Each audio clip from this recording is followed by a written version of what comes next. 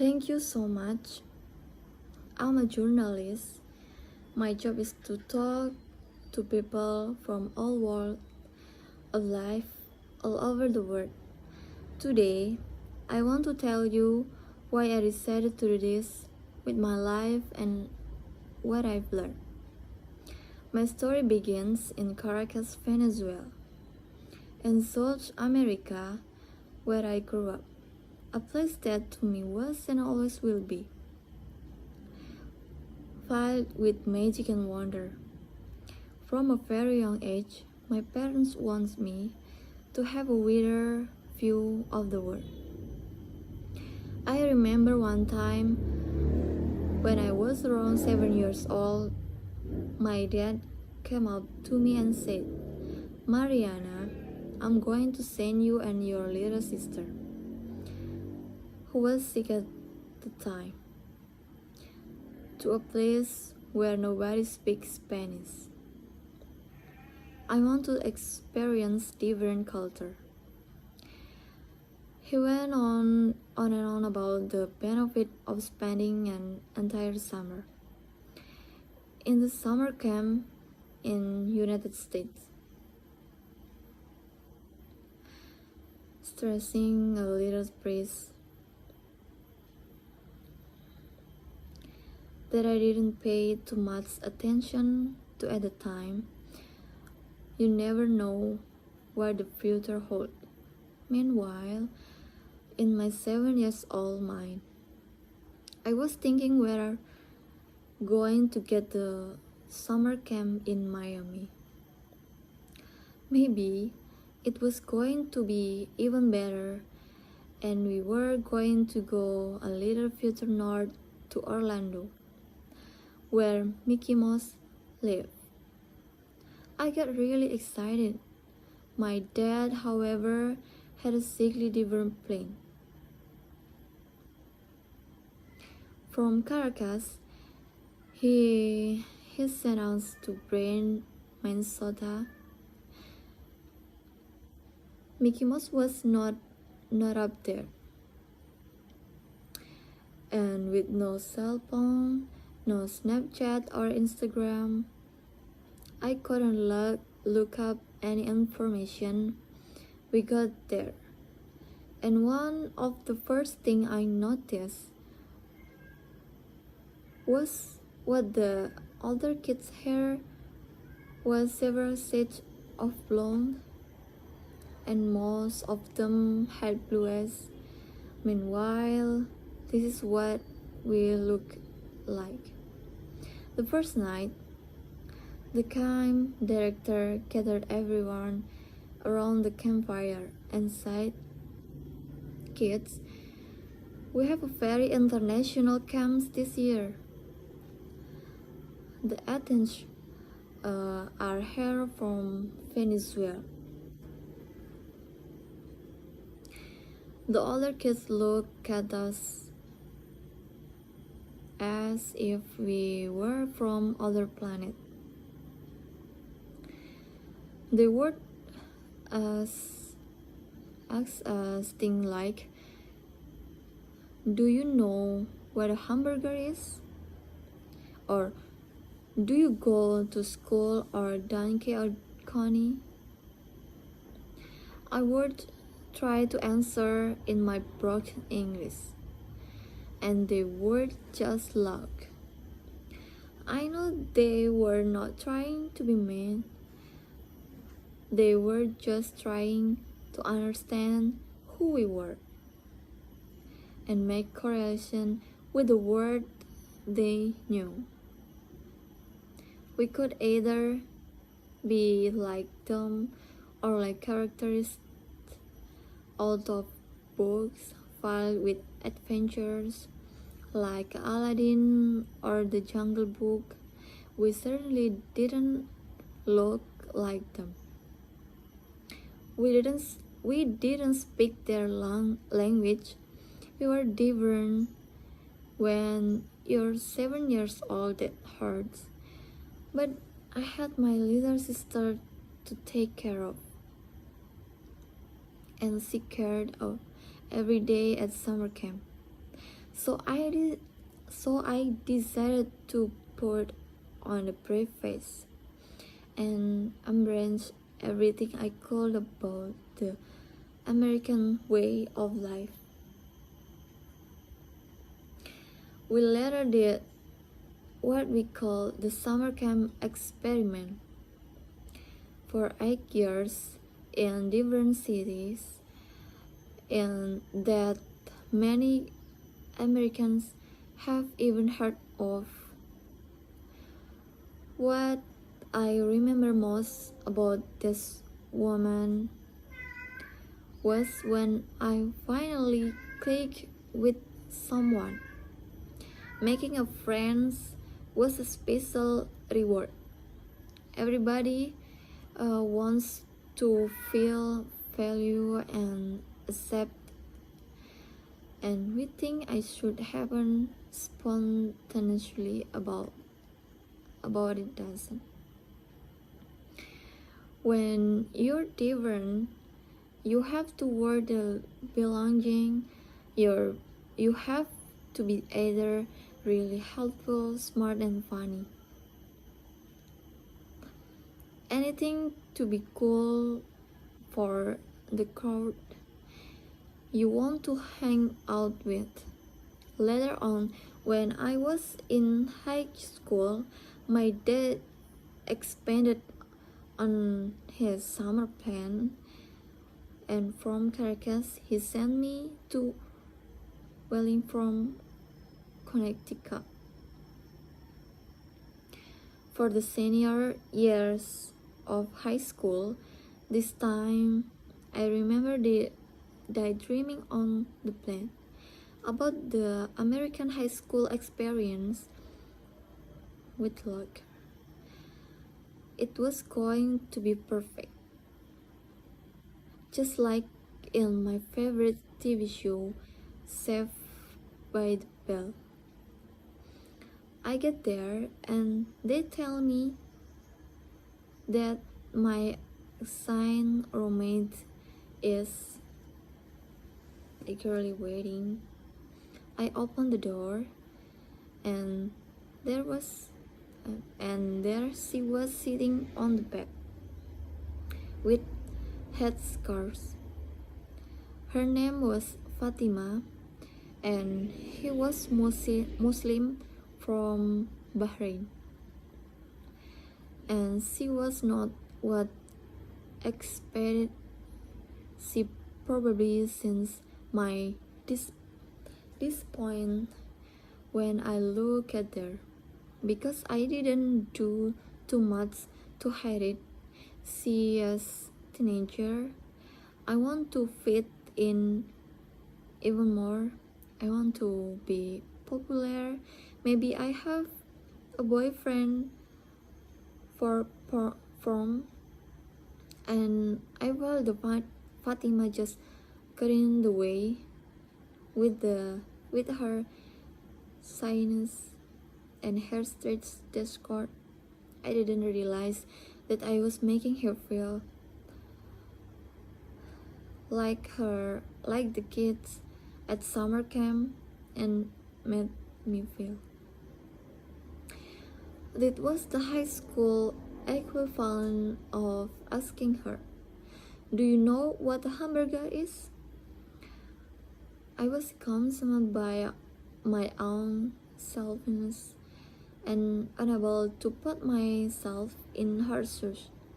I have to be honest with you.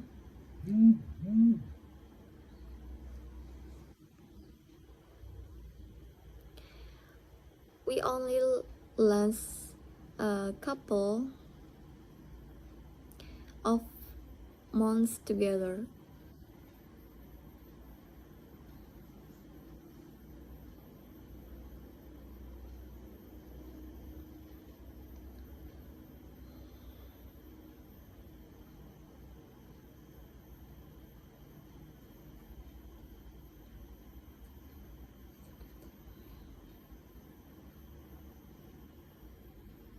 Because she was later sent to live with the counselors instead of older students, I remember thinking, she'll be okay.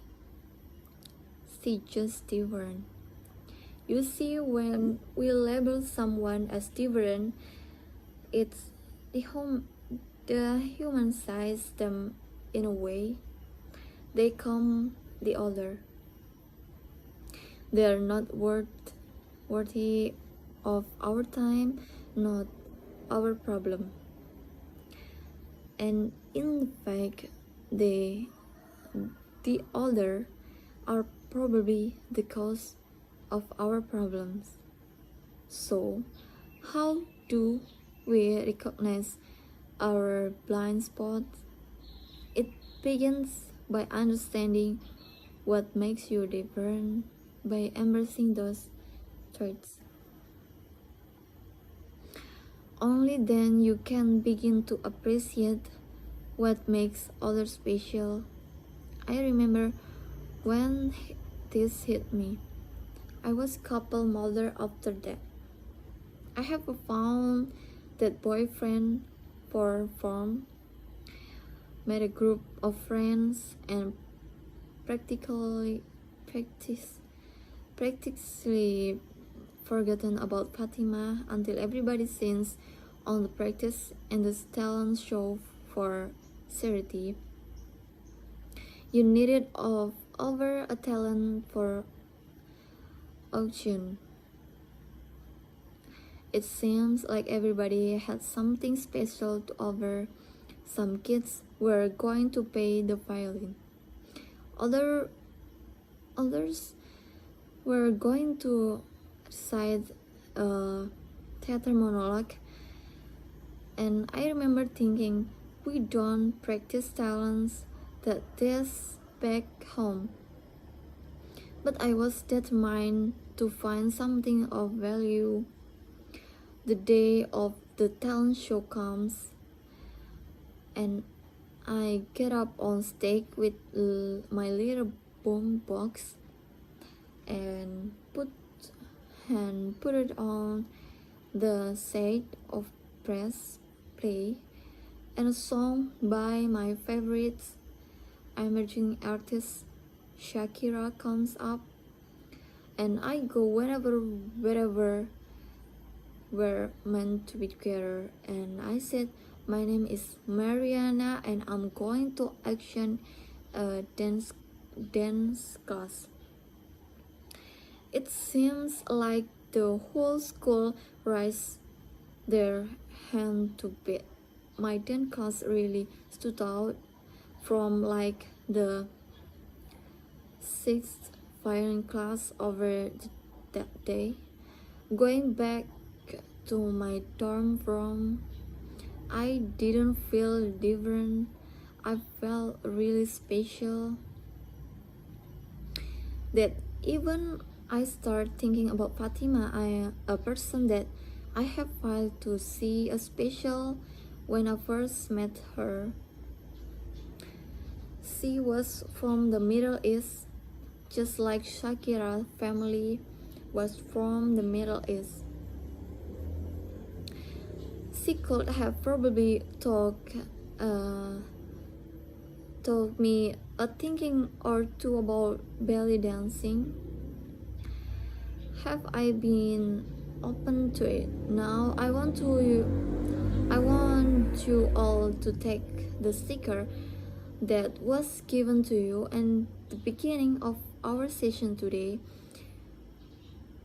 Right where you were down what makes you special, and I want you to lock it. If you're watching at home, take a piece of paper and write down what makes you different.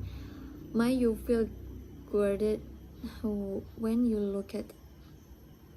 Maybe even a little ashamed, maybe even proud, but you need begin to embrace it. Remember, it is the first step in appreciating what makes others special. When I went back home to Venezuela, I'm beginning to understand how this experience were changing me. Being able to speak different language, to navigate all these different people and places, it gave me a unique sensibility. I was finally beginning to understand the importance of putting myself in other people's shoes. That is a big part of the reason why I decided to become a journalist, especially being from a part of the world that didn't even label the black hair, the illegal aliens, the words, the others. I want to do something to change that. I was right around the time, however, when the Venezuelan government shut down the biggest television station in our country.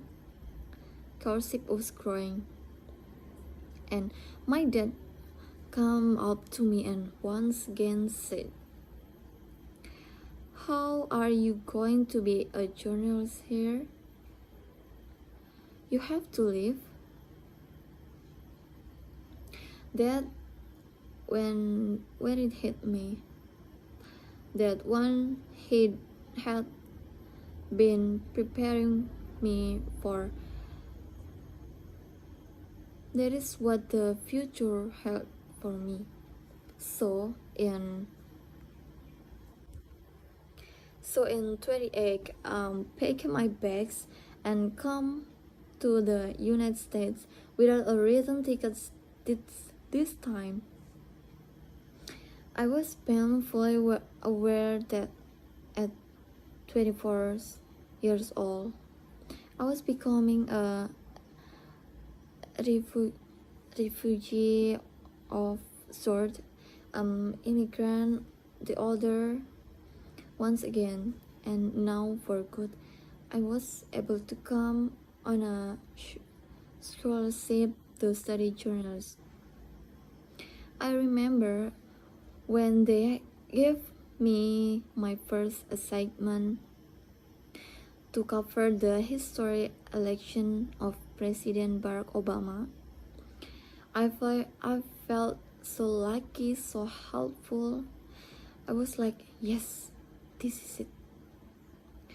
I've come into post-racial America, where the nation of us and them is being ordered and will probably be eradicated in my lifetime. Boy, was I wrong, right? Why didn't Barack Obama presidents alleviate racial tensions in our country? Why do some people still feel treated by immigrants, LGBTQ, and minority groups who are just trying to find a space in this United States that should be for all of us? I didn't have the answer back then, but on November 8th, 20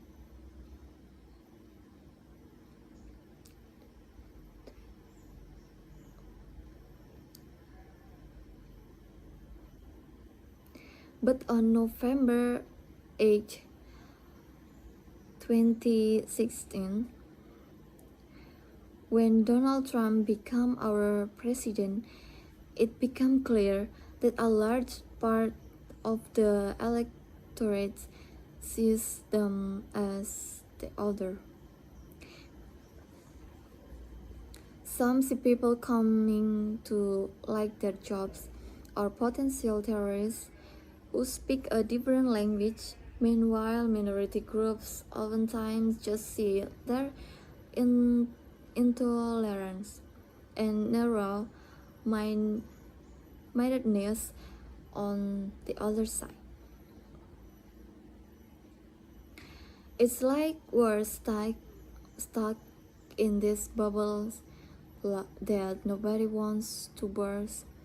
The only way to do it, the only way, the only way to get out of it is to realize that being different also means thinking differently. It takes courage to show respect. In the words of Voltaire, I may not agree with what you have to say, but I will fight to the death to defend your right to say it. Failing to see anything good on the other side. Make a dialogue impossible. Without a dialogue, we will keep repeating the same mistake because we will not learn anything new. I covered the 2016 election for NBC News. It was my first big assignment in this mainstream network, where I have crossed over from Spain's television and I want to do something different. I watched election result with undocumented families without sharing that moment with people who weren't citizens but actually stood the most lost that night. When it became apparent that Donald Trump was winning, the 8-year-old girl named Angelina was up to me in tears. She sobbed and she asked me if her mom was going to different now. I hugged her back and I said, "It's going to be okay." I really didn't know this was the photo as we took that night forever ingrained in my heart. Her was this little girl who was around the same age I was when I went to camp in Brind. She really knows she is older. She walks home from school in fair every day. That her calm can be taken away, so how do put ourselves in Angelina's house? So do we make her understand he's special and not simply unworthy of having her family together by giving camera this time to her families like her? I try to make people see them as human beings and not simply illegal aliens. See, they broke a law and they should pay a penalty for it. But they've also given everything for this country, like many other immigrants before them gave. I've literally told you how my path to personal growth started to end. I want to tell you how I hit the worst bomb in the world yet.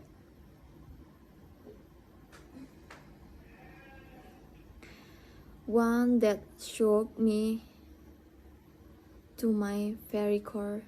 The day April 6, 2014, I was driving to the studio and I got a call from the parents. Are you on the air?" they asked. I immediately knew something was wrong. "What happened?" I said. "It's your sister.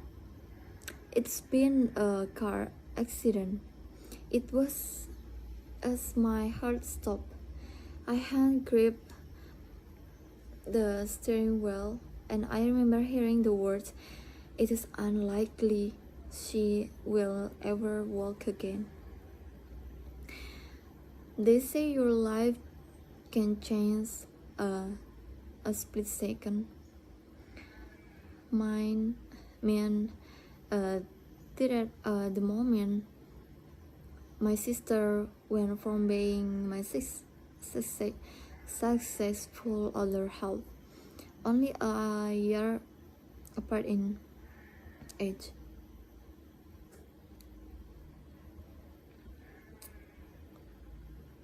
to not being able to move her legs, sit up, or get dressed herself. This was like summer camp, where I could magically make it better. This was terrifying. Throughout the course of 2 years, my sister underwent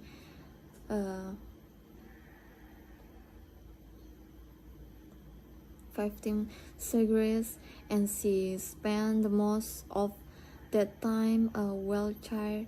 But this wasn't even the worst of it.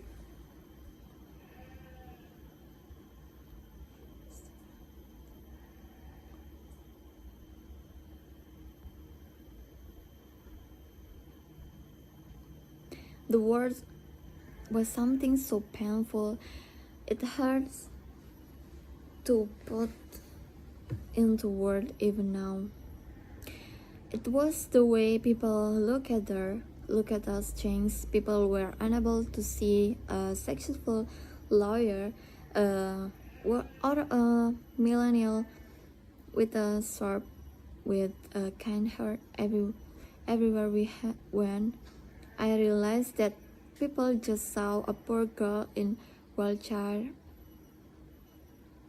They were unable to see anything beyond that. After fighting like a warrior, I can thankfully tell you that today my sister is walking and was recovered beyond anyone's expectations. Thank you. But during that traumatic ordeal, I realized there are differences that simply suck. And it's hard to find positive in them. My sister not better off because of what happened. But she told me you can let those different divine you. Being able to reimagine yourself beyond what other people see.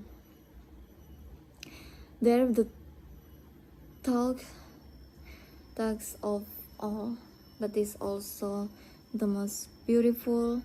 You see, you all come to this world in body. People with physical or neurological difficulties, environmentally impact communities, immigrants, boy who want to dress as girls with girls, women who have been sexually assaulted, adults who bend their knee, a sign of protest, Black, white, Asian, Native American, my sister, you or me. Well, all want what everyone wants, to dream, Time phone charging. achieve, but sometimes society tell us, and we tell ourselves, we don't fit the mold. Well, if you look at my story, from being born somewhere different to bell dancing in high school and to telling stories you couldn't normally see on TV, what makes me different, it has made me stand out and be successful. I have traveled the world and talked to people from all walks of life. You know what I've learned? The single thing every one of us has in common in being human. So take a stand to defend your faith, your race, the human race. Let's able to it, able the humans before after everything else to end. I want you to take their sticker and paste paper where you wrote down what makes you different. And I want you to celebrate it today, every day. Shoot it from the rooftops. I also encourage you to be curious and ask what is on other people's pieces of paper. What makes them different? Let's celebrate those impact imperfections that makes you special. I hope that it teach you that nobody has a claim on the word normal. We are different, we are correctly and unique, and that is what makes us wonderfully human. Thank you so much.